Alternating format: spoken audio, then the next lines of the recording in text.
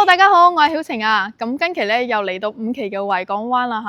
呢一期咧要介紹呢套單位咧係近排嚟咧最新淨、質素最高、裝修最靚仔嘅一套單位啦。89個方啊，業主咧使咗重本差唔多15個去重新裝修嘅。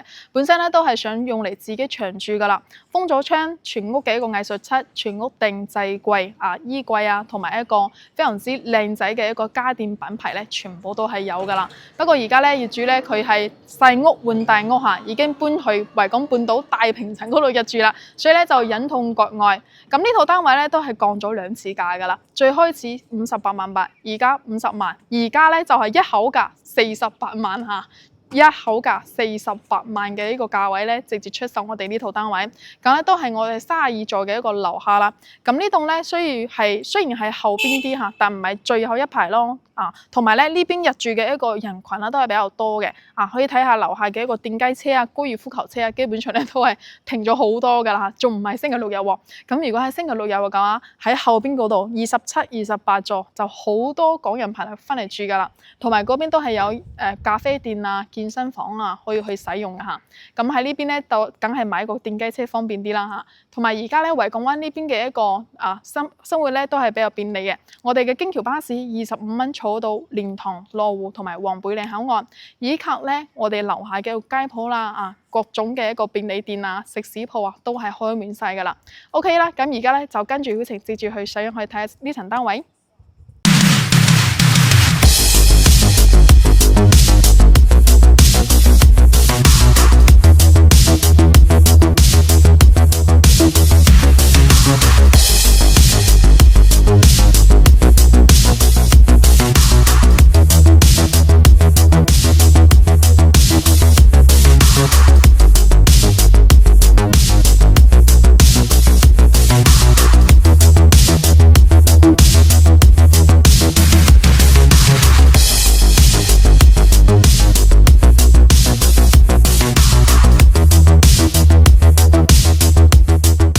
出呢口咧喺屋企門口就可以睇到咁靚嘅一個山景啦。咁對面咧就係一啲固定景觀啦，同埋原始嘅村莊嚇。曉晴嘅屋咧就喺入邊㗎啦，我屋企就喺嗰度嚇。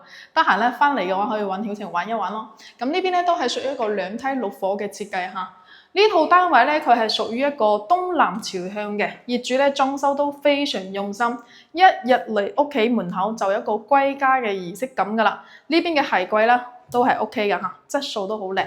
咁呢邊咧都係有個換鞋燈，一拉埋嚟就可以換個鞋，直接出去㗎啦。咁而家呢個櫃咧都有一啲自動可以收翻㗎啦嚇，不過呢個都係繼續去使用嘅。咁呢個空間嘅話都係屬於一個89方東南朝向嘅。首先咧佢一個屋頂天花呢度咧都係做咗一啲色彩嘅一個搭配啦。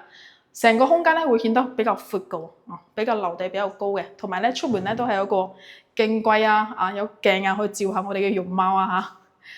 一入門嘅話就係我哋嘅廚房位置啦。呢個廚房咧屬於一個7字形嘅一個廚房位，上下櫃抽油煙機都係之前開發商嘅一個交標。咁呢邊嘅爐頭咧係屬於萬家樂嘅，同埋咧呢個雪櫃咧都係業主咧留翻俾大家㗎嚇，去繼續去使用嘅雙開門嘅一個雪櫃。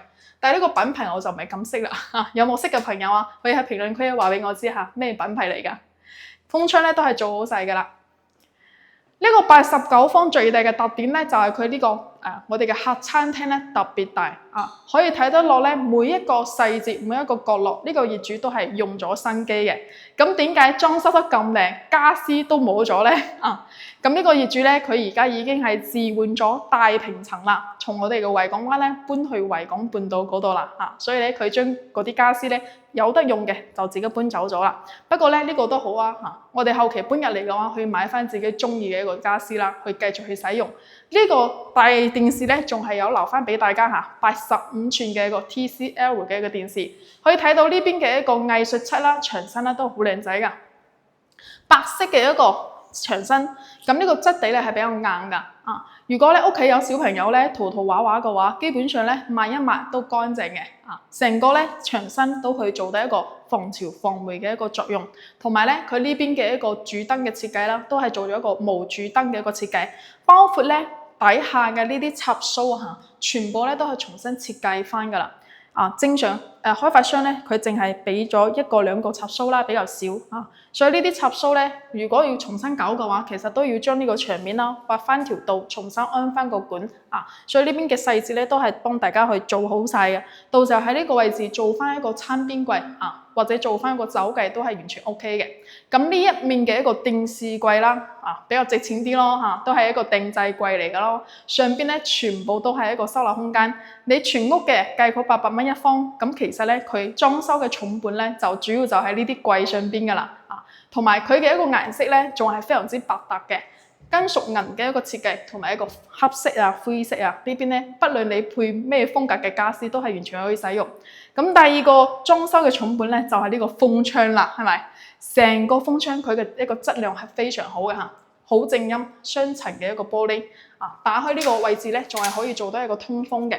本身咧呢個單位都係屬於一個東南朝向嚇，樓層好靚仔，29啦個位置都係屬於一個鳳凰樓層啦，同埋佢嘅一個景觀咧都唔會好差嘅。可以睇得到我哋對面嘅一個海景啊，同埋呢度單位咧都係屬於一個中層啦，就唔係話喺我哋嘅山頂啦。雖然話落去咧係有啲距離，但係基本上咧你有個電雞車就方便好多啦。呢邊咧都係做咗一個風窗嘅一個設計嚇，咁同埋咧我哋一個家政櫃啦，佢嘅一個面板咧，佢係做咗一個唔係木板嗰種設計嚇，都係屬於一個鋁扣板嘅一個材質嚟嘅，所以咧呢種咧就可以防潮啦、防霉啦，比較襟用啲啦。滾筒洗衣機可以嘅，全部都係有噶啦。上邊嘅都係一樣，都唔係屬於一個木板嚇，所以呢邊咧都係可以防鏽啦，都係完全 OK 嘅嚇。咁我哋一個餐廳嘅位置咧，都係做咗不同顏色嘅一個搭配啦，灰色嘅，但係材質咧都係完全一樣。全屋咧佢嘅一個防潮防霉嘅效果咧都比較好。大家都知啦，近排嘅話都係基本上落雨天啦，係嘛？我個朋友咧，佢嘅車啊喺地庫嗰度，就係先半個月未開啊，已經發晒毛啦嗰啲座椅啊，好得人驚啊！所以咧，我哋咧如果喺海邊買樓咧，真係要注重一下牆面嘅一個保養嚇。我哋先睇下第一間房先。咁呢一間嘅話咧，業主係設計咗我哋一個書房嚇，呢啲櫃全部都係屬於一個定制嘅5顏6色。感覺咧都會有一啲童真嘅一個 feel 啊，係咪？有冇諗起自己細細嗰陣時玩遊戲、玩嗰啲積木樂高啊之類嘅？咁呢邊嘅一個台面啦，全部咧都係做翻一個定制櫃噶嚇。我哋3間房嘅一個空調都係有嘅。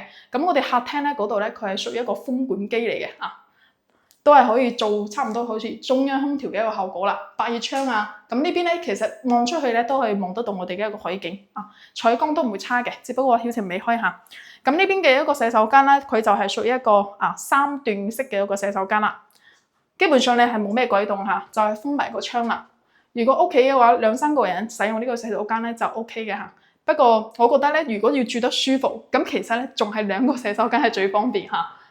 OK，咁第二間房咧都係做咗一個榻榻米啦咁呢啲榻榻米咧全部都係可以做翻一個抽屜收納嘅，可以移動嘅一個榻榻米嚟嘅。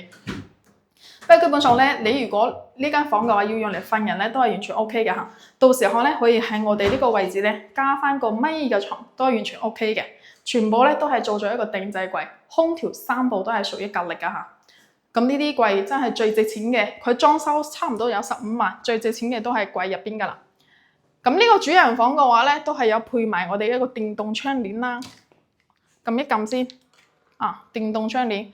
咁其實電動窗簾咧都幾好用但係唔係話好值錢咯，幾百蚊可以搞定。哇！呢個東南向俾人嘅感覺真係比較舒服啲。睇到未？喺屋企我哋呢個室內都係完全可以睇到海景噶嚇，喺我哋嘅睡房呢度。咁呢邊嘅一個主人房嘅背景牆都係比較特色啲喎，都係做咗呢啲特色嘅一個牆面背景嚇。同埋呢邊嘅一個櫃全部咧都係可以去使用，都係屬於一個定制嘅。利用呢個窗台做翻一個做翻一個飄台嘅。呢個下邊咧都可以擺翻啲換季嘅棉被衫都係完全 OK 嘅。我哋呢個衣櫃全部咧都係做咗一個到頂嘅，佢連呢個玄關位咧都係冇嘥喎因為本身咧呢邊嘅位置咧大概都係有差唔多40-50公分啦30公分咁。都係做咗一個櫃，全部做翻一個收納噶啦，顏色咧都搭配得好好。OK，咁而家曉晴咧俾大家重新俾翻個鏡頭俾大家望好冇？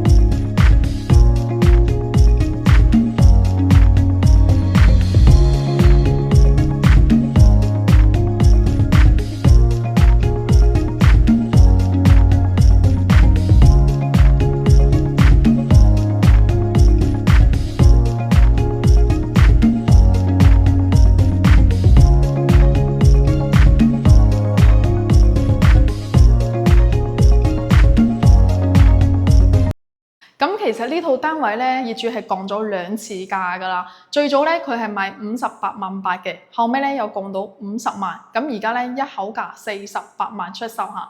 咁其實對於同積嚟講咧，呢套質素咧真係最高嘅，包括咧近排嘅一個二手盤啦，呢套裝修嘅一個質素咧都係可以排喺前3㗎啦嚇。